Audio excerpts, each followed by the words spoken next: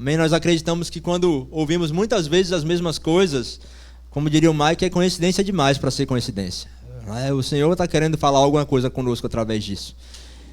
E aí eu pensando, o que é que eu vou falar, né? E adivinha? Vamos falar sobre a ressurreição também. Tá? Queria convidar você a abrir sua Bíblia lá em Filipenses 3.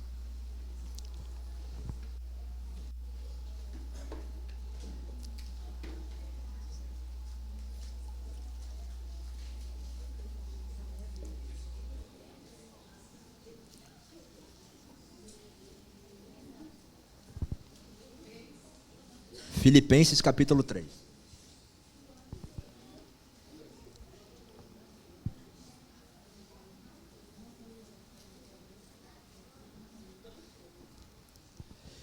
Quem abriu, diga amém.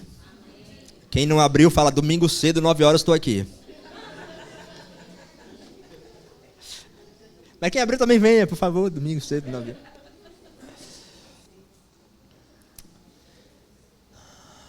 Amém? Antes da gente ler, deixa eu contar uma historinha para vocês sobre o que é essa carta de Paulo a Filipenses. Paulo escreveu aos Filipenses para quê? Porque ele estava a fim de escrever e escreveu? Não, tem um porquê, tá? A igreja de Filipenses, ou a igreja em Filipos, ela aparece nas Escrituras lá em Atos capítulo 16, quando Paulo, na sua segunda viagem missionária, vai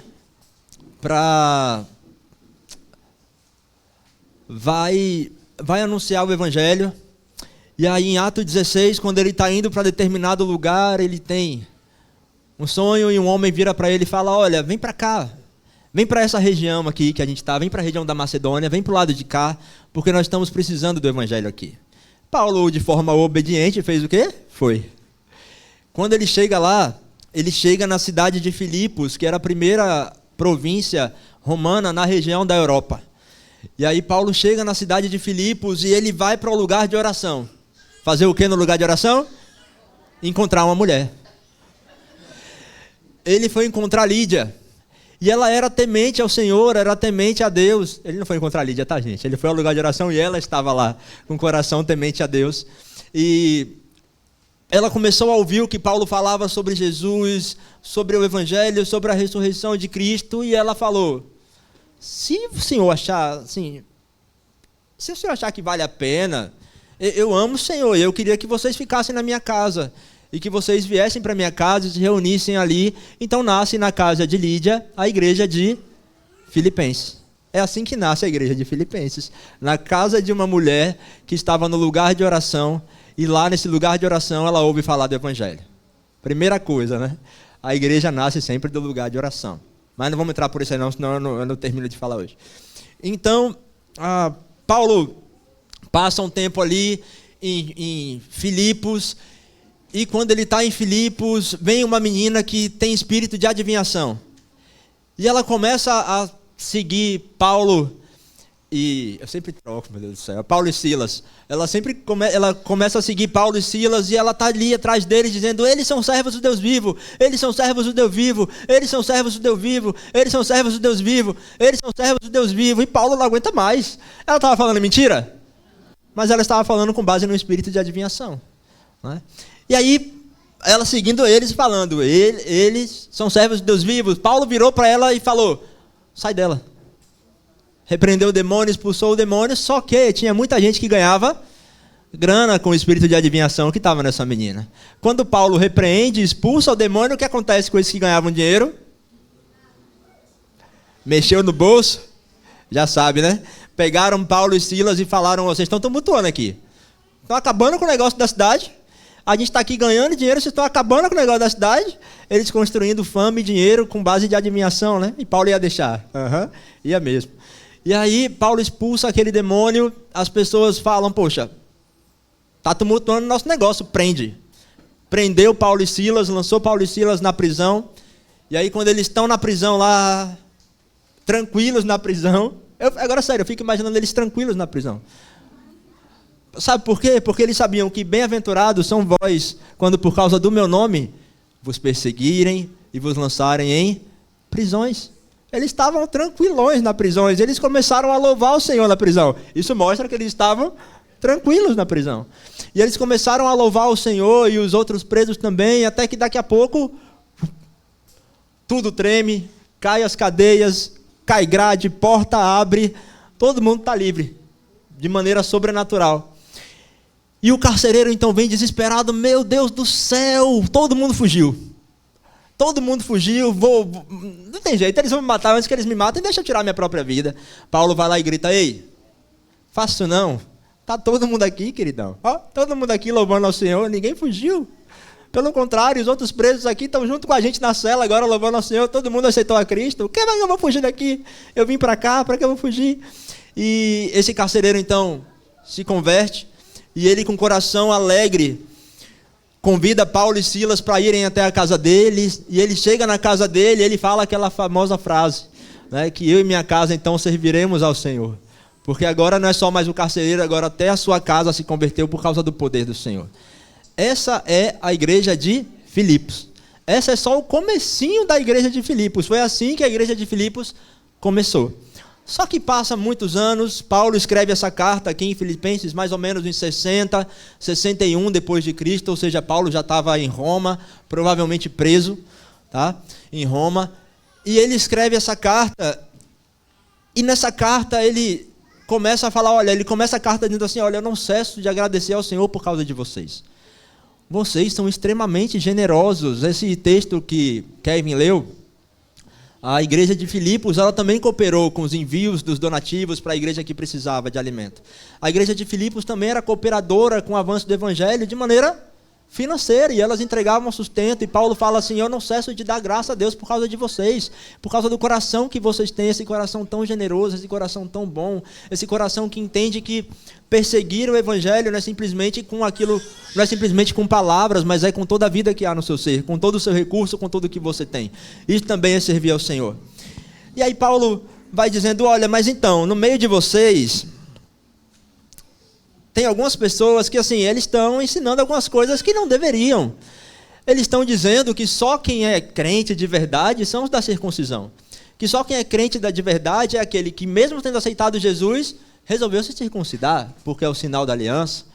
Então assim, eles estão dizendo que só aqueles que têm algo na carne que comprove que aceitaram a Cristo são verdadeiros. E aí chegamos então, esse foi o resumo, tá gente? Chegamos no capítulo 3 de Filipenses, onde Paulo vai dizer, meus irmãos, quanto às outras coisas, alegrai-vos no Senhor. Para mim não é difícil escrevermos as mesmas coisas, e isso vos dá segurança. Tomai cuidado com esses cães, cuidado com os maus obreiros e cuidado com a falsa circuncisão. Porque não é que somos a circuncisão, nós, os que servimos a Deus em espírito e nos Deixa eu voltar. Porque nós é que somos da circuncisão, nós, os que servemos a Deus em espírito, e nos orgulhamos em Cristo, e não confiamos na carne. Se bem que eu poderia até mesmo confiar na carne. Se alguém pensa que pode confiar na carne, muito mais eu. Então aqui Paulo vai dizendo, meus irmãos, tenham cuidado com esses falsos obreiros. Paulo pega bem leve com os irmãos, né? Chama logo de cães, de falsos obreiros, né? Para dizer, nem escutem esses caras aí que estão falando que vocês têm que circuncidar, porque nós é que adoramos a Deus em espírito, que somos os da verdadeira circuncisão. E aí Paulo já vai trazer então, se você quer saber se você é da verdadeira circuncisão ou de outra qualquer circuncisão falsa, veja a sua vida de adoração. Você está adorando ao Senhor ou em espírito, ou você sempre precisa de sinais aparentes de adoração? Como é que está a sua vida? Você precisa sempre ter uma visibilidade, eu adoro, eu sou circuncidado, olha, até o meu corpo adora, tem a tatuagem aqui escrito adorador. Né? Ou você adora ao Senhor em espírito e em verdade? Não era para falar isso não, mas falei. E Paulo então segue dizendo, porque se esses aí estão dizendo que tem algum motivo para ser considerado pessoas de verdade, quanto mais eu. E aí ele vai trazer uma listinha bem humilde. E ele vem no versículo 5, porque eu sou circuncidado no 8º dia. Eu sou da descendência da tribo de Benjamim. Eu sou hebreu dos hebreus. Quanto à lei, eu fui fariseu. Quanto ao zelo, eu persegui a igreja. E quanto à justiça que há na lei, eu era irrepreensível. Paulo então começa trazendo uma listinha bem tranquila, né? Bem humilde ele, né? Bem... hebreu dos hebreus. Quanto à lei, fariseu. Não tinha ninguém que me enganasse na lei. Quanto ao zelo, eu fui tão zeloso que eu persegui a igreja. Você entende o nível do zelo de Paulo? Ele não perseguia a igreja porque ele achava que a igreja estava... simplesmente porque ele achava que a igreja estava errada. Mas ele perseguia a igreja porque ele tinha tanto zelo com aquilo que ele acreditava, sendo fariseu, que quem estivesse errado merecia morrer. Ele encarnava: o zelo pela sua casa me consumirá. Só que estava ainda sem saber como é que ia aplicar esse zelo e que casa ele ia fazer. Ele não entendeu o que era a casa dos gentios. Até que o Senhor pega Paulo e fala: Paulo, você não é fariseu? Vai pregar para os gentios. Quebra tudo o que ele acreditava, porque fariseu não podia se misturar com gentio. E Deus pega um homem que, quanto ao zelo, perseguia a igreja, fariseu irrepreensível, e fala assim: Paulão, por que tu me persegues? Faz o seguinte, vai pregar para os gentios. E Paulo, fariseu, um dia foi para Jerusalém e falou: poxa, eu fui visitar Pedro, Tiago e João e não achei nada que me fosse proveitoso. Deixa eu continuar aqui no meio dos gentios mesmo. E ele passou a amar essa igreja que não é mais só a igreja que ele perseguia. Era agora uma igreja invisível, que não era mais por laço de circuncisão, mas era daqueles que adoram em espírito e em verdade. Então ele está dizendo aqui que eu tenho tudo isso, eu sou tão bom assim, meu currículo é esse aqui, papai. Meu currículo é esse, ninguém tem nem currículo igual ao meu. Meu currículo é esse aqui, mas ele fala: eu tenho todas essas coisas como perda. Para quê? Vamos continuar lendo.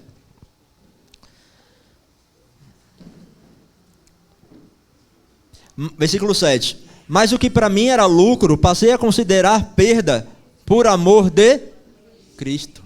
Paulo tinha todo motivo para se orgulhar em quem ele era, na sua capacidade humana, no que Deus poderia fazer através dele, justificar tudo isso com a sua capacidade humana. Mas Paulo fala que ele pega todas essas coisas e considera como perda por amor a Cristo. Para quê? Mas ainda tem outro objetivo. Versículo 8. Sim, de fato, também considero todas as coisas como perda, comparadas com a superioridade do conhecimento de Cristo Jesus, meu Senhor, pelo qual perdi todas essas coisas. Eu as considero como esterco para que eu possa ganhar a Cristo. Paulo, que era o cara que tinha mais know-how, Pedro vai falar de Paulo. Pedro vai falar assim: olha, na segunda carta de... Agora, é na carta de Pedro, não sei se é a segunda ou é na terceira, é uma das duas. Você lê e acha lá, mas é uma das duas. Ele vai falar assim: olha, não tem Paulo? Ele não fala coisa extremamente difícil, mas deem ouvido a Paulo, que tudo que ele fala, mesmo que você não entenda, é do Senhor. Tá? Pedro vai dizer que eu não consigo entender Paulo, mas eu sei que o que ele fala é do Senhor. Tá? Imagina, Paulo, a gente está falando de um homem que conhece alguém que foi ao terceiro céu. A gente está falando de um nível de revelação que Paulo alcançou, e ele podia gloriar todas essas coisas no currículo dele, mas ele fala assim: eu tenho todas elas como perda. Na verdade, perda é até pouco. Eu tenho todas elas como esterco.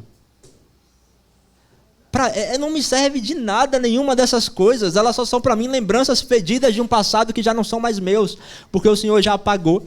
Essas coisas todas são esterco, porque eu largo todas elas e abro mão de todas elas para ganhar a Cristo, para conhecer ao Senhor, o meu Salvador, de quem por amor eu abro mão de todas elas. Então aqui a gente já fica com uma primeira lição, que se perseguimos a Cristo sem abrir mão daquilo que consideramos importante, mas que na verdade é esterco, alguma coisa está errada em nós. Amém? Se estamos falando sobre ressurreição, estamos falando primeiro de quê? Primeiro de quê? Morte. Ninguém pode ressuscitar se não morreu. É uma questão de lógica. Se estamos falando sobre ressurreição, primeiro temos que assumir que morremos.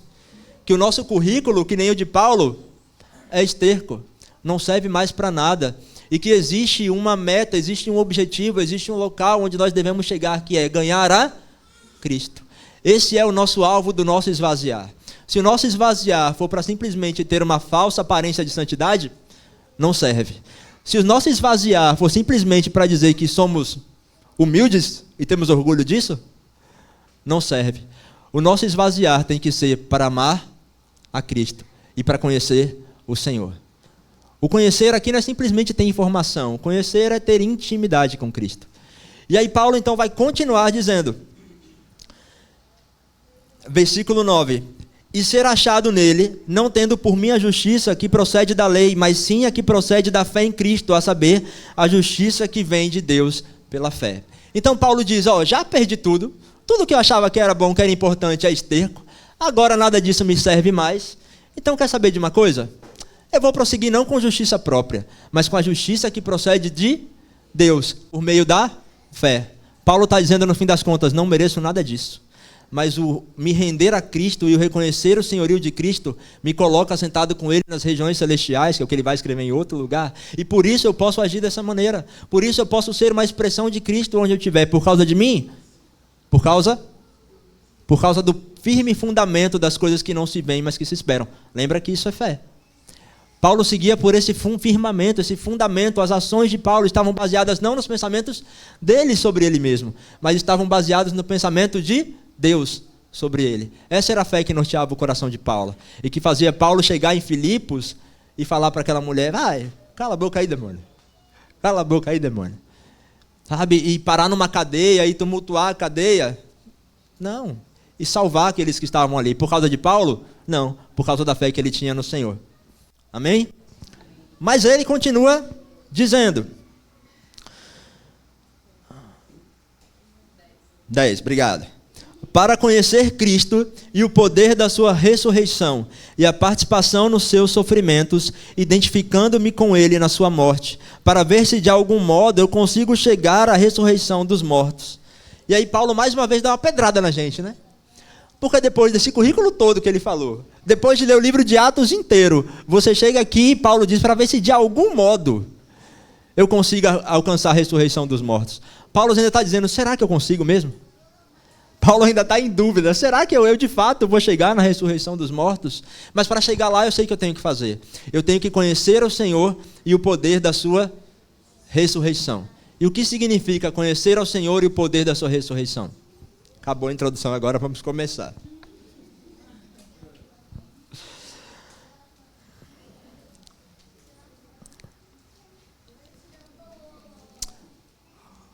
Abra comigo lá em Lucas.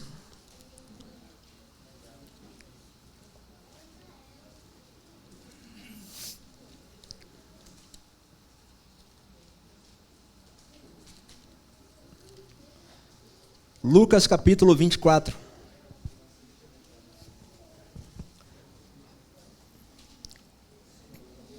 Vale lembrar, enquanto você abre, vale lembrar que Paulo é chamado de o apóstolo fora do tempo, o discípulo fora do tempo. Por quê? Porque ele não era um entre os 12 que andava com Jesus, mas era apóstolo enviado da parte do Senhor. Por que eu estou dizendo isso? Porque vale lembrar que Paulo não viu as mesmas coisas que viram Pedro, Tiago, João, no barquinho. Tantas coisas que eles viram, inclusive a pesca maravilhosa, Paulo não viu. Porque Paulo não estava ali andando com Jesus. Mas Paulo, ele entendeu que existia uma promessa que Jesus havia feito para os discípulos e que isso era conhecer ao Senhor e o poder da sua ressurreição. E essa promessa está aqui em Lucas capítulo 24.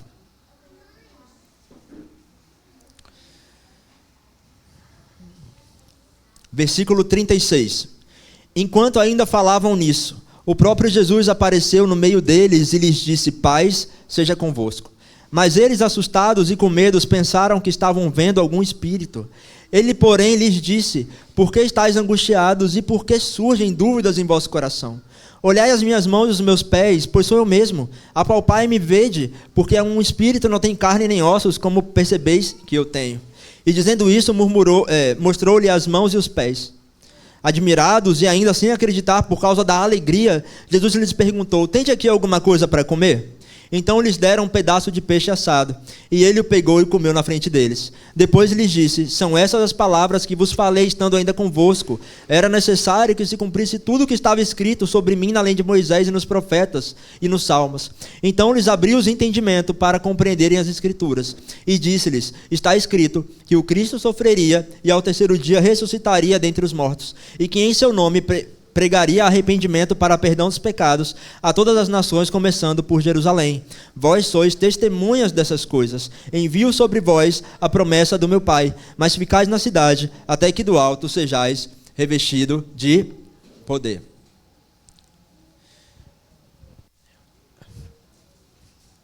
Então, Paulo, ele compreendia que havia uma promessa, que essa promessa já havia sido feita por Jesus. Ele disse: olha, eu vou enviar para vocês um outro Consolador. Mas ele ainda estava aqui. Se ele estava aqui, o outro Consolador não poderia vir. Só que agora ele ressuscitou, morreu na cruz, ressuscitou. E ele disse, olha, agora eu vou para junto do meu Pai. E eu envio sobre vocês a promessa do meu Pai. Eu fico tentando imaginar, olhando para João 20, o que esses discípulos experimentaram de Jesus. Porque João 20 vai dizer que Jesus ficou cerca de 10 dias, mais ou menos, com eles, ensinando depois de ter ressuscitado. E João vai dizer que as maravilhas e os sinais que Jesus fez, não teria nenhum livro sobre a face da terra que pudesse conter aquilo que Jesus fez naqueles dias depois de ressurreto. E ao fim desses dias, Jesus vira para ele e fala, olha, isso aqui que vocês viram, vocês vão fazer obras maiores. E eu envio sobre vocês a promessa do meu Pai, o Consolador, para quê? Para que vocês sejam habilitados a conhecer o poder da sua ressurreição. Porque se Cristo fez coisas grandiosas quando ainda não tinha morrido, imagina o que ele fez depois de ter ressuscitado com um corpo glorioso. Primeiro, não precisava nem de parede, de porta para encontrar os discípulos, né? Eles estavam trancados com medo dos judeus. E Jesus aparece no meio deles e diz, Pai seja convosco. Só que, peraí, Jesus estava lá em Emaús. Volta um pouquinho no livro de Lucas, você vai ver que ele estava em Emaús com aqueles 2 discípulos sentados à mesa partindo o pão. E ele apareceu para esses discípulos e os discípulos não reconheceram. E quando ele partiu o pão, as escamas dos olhos caíram. E eles falaram, eita, o Senhor estava aqui com a gente não reconheceu. Vamos correndo, volta lá, vamos contar para eles. Por acaso não ardia o nosso coração enquanto ele ainda falava sobre todas as escrituras, não queimava o nosso coração. E Jesus então entra no meio daquele lugar com os outros discípulos, os restantes dos discípulos, e fala, paz seja com vocês. Imagina a cara dos discípulos, né? Fantasma. Segunda vez que eles confundem Jesus com fantasma. A primeira é quando Jesus anda por sobre as águas, no meio do nada, no meio de uma tempestade. Eles falam, é um fantasma, vamos morrer. Só que agora estava à noite, estava tudo escuro, era no meio do mar, dava um desconto, né? Agora Jesus aparece no meio deles e fala, paz seja convosco. Eles dizem o quê? Fantasma. Jesus diz, não, sou eu, olha aqui, ó. O que eu morri, o que eu sofri foi por vocês, não sou um fantasma. Aqui eu tenho carne e osso, eu tenho um corpo glorificado. E dentro dessa realidade de corpo glorificado, Jesus ensinou tanta coisa para os discípulos, e eles, no fim, falou, olha, eu envio sobre vocês a promessa do meu Pai. Vocês vão receber o Espírito Santo e vão andar em poder do Espírito Santo. E vocês vão conhecer o que é o poder da ressurreição. Eu não sei se você já tentou para isso, mas no livro de Marcos fala que quando o véu do templo se rasgou, e o Senhor no livro de Mateus, desculpa, que o Senhor entregou o seu Espírito e o véu do templo se rasgou, Mateus vai dizer que lá longe da cidade, no meio do cemitério, os mortos voltaram do túmulo. Mortos ressuscitaram simplesmente quando Jesus morreu. Imagina o que não aconteceu quando ele ressuscitou e venceu a morte. E sabe o que ele diz? Esse mesmo poder está sobre vocês, porque ele diz, vocês receberão a promessa do meu Pai. Paulo sabia disso. E é por isso que Paulo diz a Filipenses que largou todas as coisas, tudo que ele tinha, tudo que era poderoso, tudo que era precioso, tudo que ele poderia se glorificar. Ele abriu mão de todas elas e teve todas elas como esterco, porque ele queria conhecer a Cristo e o poder da sua ressurreição. Amém? Pode parecer uma realidade distante para nós, pelo menos às vezes parece para mim, acho que para você também. Mas é a realidade do que o Senhor falou. É uma promessa do Senhor. É o penhor de uma aliança. Afinal de contas, o Espírito Santo é o penhor dessa aliança, da nossa salvação. E como nós falamos aqui na Escola Bíblica, se você não veio, perdeu. O Senhor não quebra alianças. O Senhor não desfaz alianças. E se Ele prometeu, Ele vai cumprir. Só que muitas vezes nós não recebemos por quê? Vamos agora sintetizar as coisas. Porque não queremos abrir mão daquilo que já temos. Ou o odre está cheio de vinho, ou o odre está disponível para receber um vinho novo. Ou o odre está cheio do vinho que já está lá, ou ele está disponível para receber o vinho novo do Senhor.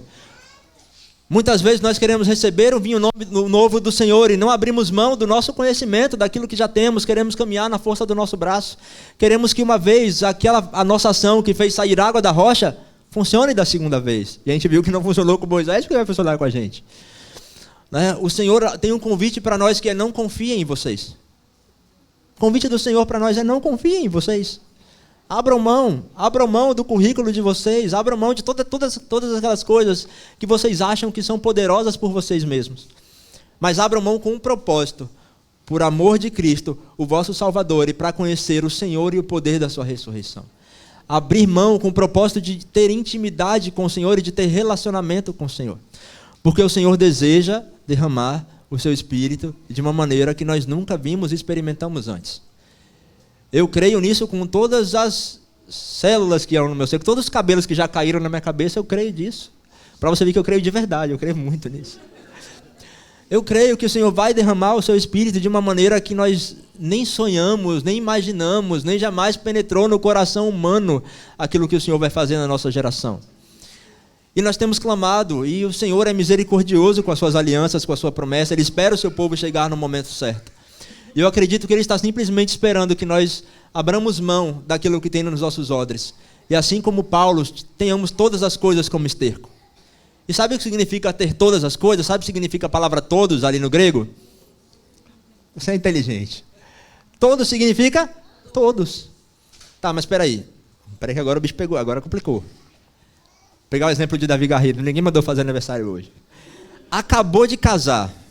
E aí ele ouve uma palavra dessa: abrir mão de todas as coisas por causa de Cristo. Vai separar o menino? Não.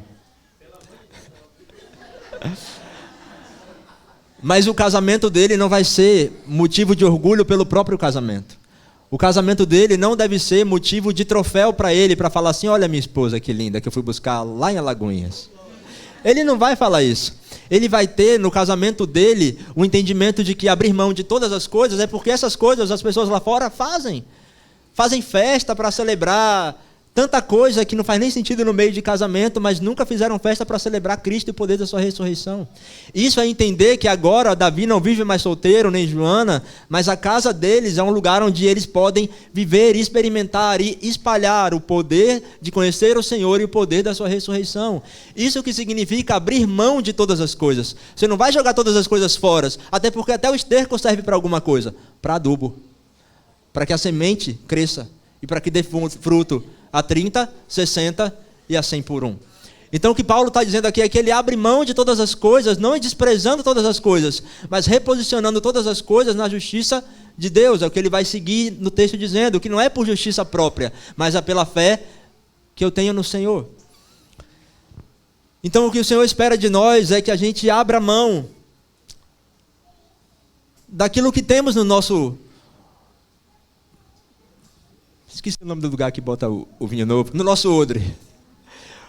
O Senhor espera que a gente abra mão do nosso vinho que está no nosso odre, porque Ele tem um vinho novo para derramar. Ele quer nos dar odres novas, mas a gente fala: Senhor, deixa meu odre de estimação aqui, Senhor. Esse meu odre está comigo desde quando eu me converti, Senhor. Eu tenho esse pensamento, eu tenho essa maneira, eu tenho essa forma de ser. Desde quando eu me converti, há milênios atrás. Deixa meu odre quieto, Senhor. E o Senhor quer fazer o quê? Dar um vinho novo. Mas o próprio Jesus disse: olha, não se põe vinho novo em odres. Então por que não recebemos ainda vinho novo? Não queremos trocar o nosso odre. E não queremos que o Senhor transforme o nosso entendimento, nossa mentalidade, nossa maneira de ser, nossa maneira de agir. Mas então, isso quer dizer o quê? Que está tudo errado? Não. Vamos lá, vamos continuar lendo aqui. Vamos voltar lá para Filipenses. E aí, os músicos já podem vir. Vai, depois você volta, vai. Eu esperei a hora que ele estava indo no banheiro para chamar os... Foi só coincidência. Filipenses capítulo 3.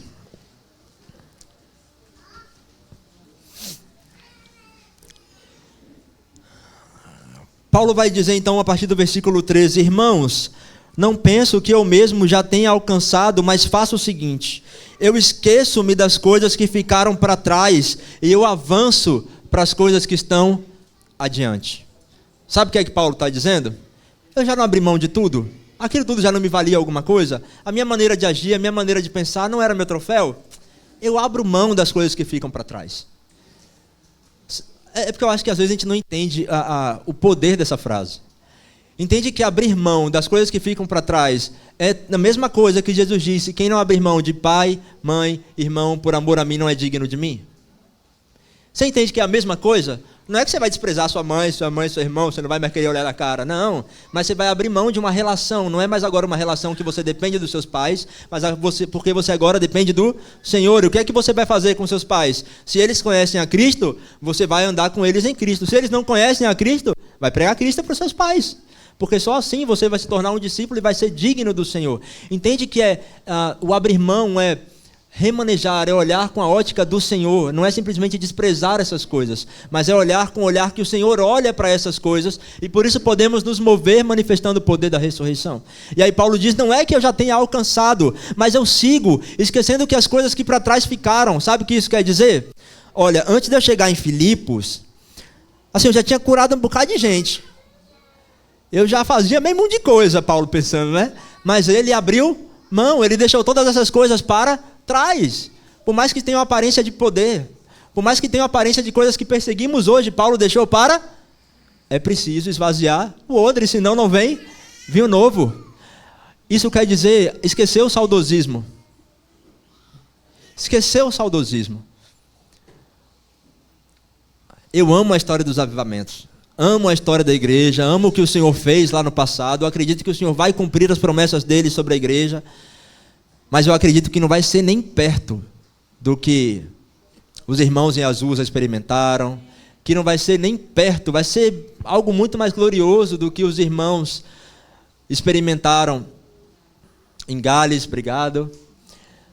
E olha que eu olho para a história de Gales, eu falo, eu queria estar lá. Só que eu sei que se os irmãos de Gales pudessem ver o que o Senhor vai fazer na nossa geração, eles vão falar, queria estar lá, Senhor. Mas, tudo bem. Eu espero eles chegarem aqui no grande dia para a gente trocar ideia de como foi. Sabe, o Senhor vai fazer coisas poderosas na nossa geração. Ele prometeu que iria fazer. Nós não precisamos ficar com saudosismo, olhando o que Ele fez no passado e falando, Senhor, por que o Senhor não fez hoje? Nós temos que olhar para o passado e falar, Senhor... sei que o Senhor vai fazer muito maior. Sei que o Senhor vai fazer na nossa geração, na nossa história, no nosso tempo. Nem se compara. Azusa, Gales, Salvador vai ficar escrito na história das nações. Por aquilo que o Senhor vai fazer. Mas precisamos abrir mão dos nossos velhos odres.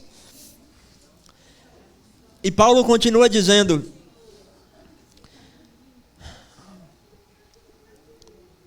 Por isso... Versículo 15, todos os que somos aperfeiçoados, tenhamos esse mesmo modo de pensar. E se em alguma coisa pensais de outro modo, Deus também revelará isso. Mas prosseguimos na medida da perfeição que já atingimos. Quantos aqui já viveram experiências com o Senhor? Essa é a medida daquilo que você já alcançou. E Paulo vai falar isso, prossigamos na medida daquilo que já alcançamos. Prossigamos na medida daquilo que já experimentamos no Senhor. Sabe, eu sinto que muitas vezes nós estamos como aquela mulher procurando uma moeda perdida. E a única coisa que nós precisamos fazer é varrer a casa, jogar o sofá para o lado, jogar a mesa para o outro, levantar a geladeira. Manu perdeu meu celular. Dentro de casa. E ela perdeu meu celular dentro de casa porque ela foi arrumar a mesa para a igreja caseira, eu estava trabalhando. Ela foi ajudar a arrumar a mesa, pegou o celular e colocou em algum lugar que ela não sabia onde tinha colocado. E eu, filha, celular. Papai, eu procurei de novo. Ela realmente procurou, eu vi que ela procurou. Ela arrastou o sofá, ela olhou embaixo, ela olhou dentro da geladeira. Ela falou assim, papai, eu vou olhar na geladeira, porque sei lá, vai que foi na hora que eu fui pegar alguma coisa, eu botei o celular lá dentro. Ela olhou na geladeira, ela procurou em todos os lugares. E eu, filha, no outro dia, celular, no outro dia, de manhã, filha, celular. Ela, papai, eu já procurei, mas não achei. Procura de novo. Ela foi e procurou de novo. Em todos os lugares que ela tinha procurado, onde não tinha procurado, procurou, resultado, não encontrou o celular. Aí deu 2 horas da tarde, eu, filha, o celular. Ela, papai, mas estava com você. Não estava com você? Não estava na sua responsabilidade? Eu não tinha te dado para você ver o que você queria ver? Responsabilidade de guardar é de quem? Quem tem que achar o celular? E aí ela encontrou o celular? Não.